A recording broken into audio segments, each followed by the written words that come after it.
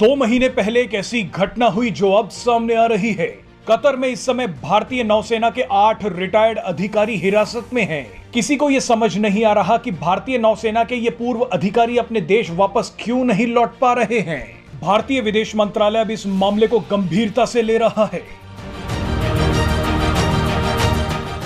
दोहा में भारतीय उच्चायोग लगातार कतर सरकार के संपर्क में है। उन्हें भी ये जानकारी नहीं है कि भारतीय नौसेना के इन पूर्व अधिकारियों को क्यों हिरासत में रखा गया है।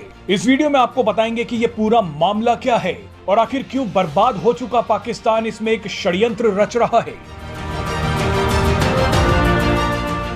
दरअसल अगस्त के महीने में कतर की इंटेलिजेंस एजेंसी, जिसे स्टेट सिक्योरिटी ब्यूरो भी कहते हैं, उसने भारतीय नौसेना के 8 रिटायर्ड अधिकारियों को हिरासत में ले लिया।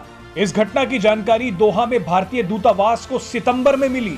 बताया जा रहा है कि सितंबर के अंत में इन अधिकारियों को अपने घर बात करने की इजाजत दी गई।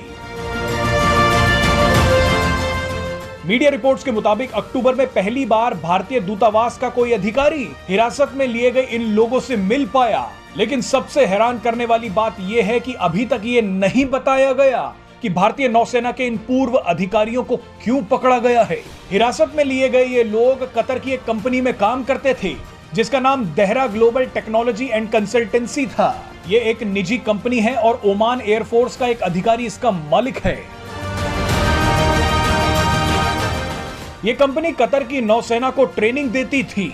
इस कंपनी में जो कुछ हो रहा था वो सबके सामने था, लेकिन फिर भी इन अधिकारियों को क्यों पकड़ा गया ये किसी के समझ नहीं आ रहा। अब इस पूरे मामले में पाकिस्तान ने बेशर्मी दिखानी शुरू कर दी है। पाकिस्तान इस पूरे मामले में अचानक क्यों कूदा ये भी किसी को समझ नहीं आ रहा। पाकिस्तान की मीडिया ये आरोप लगा रही है कि भारतीय नौसेना के ये पूर्व अधिकारी इजराइल के लिए जासूसी कर रहे थे, जबकि इस बात की कोई पुष्टि नहीं है। खाड़ी के देशों के साथ भारत के बहुत अच्छे संबंध हैं।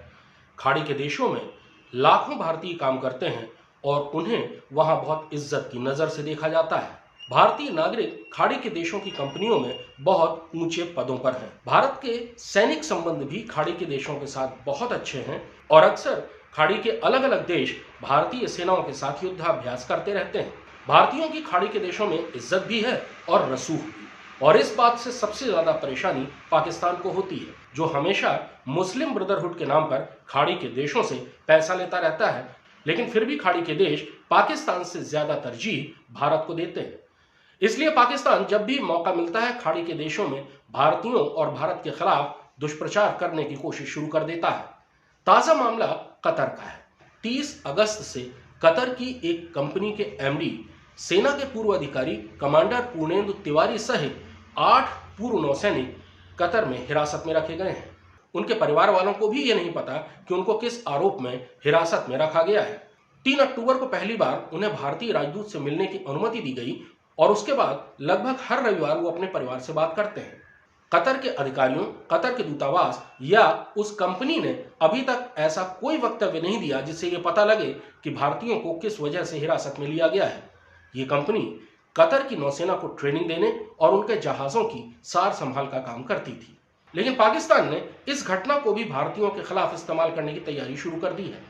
पाकिस्तान के कई मीडिया हाउसेस और आईएसआई के समर्थन से चलने वाली वेबसाइट्स ने इस मामले को ऐसे पेश किया है जैसे भारत के एक बहुत बड़े जासूसी नेटवर्क का खुलासा हो गया हो।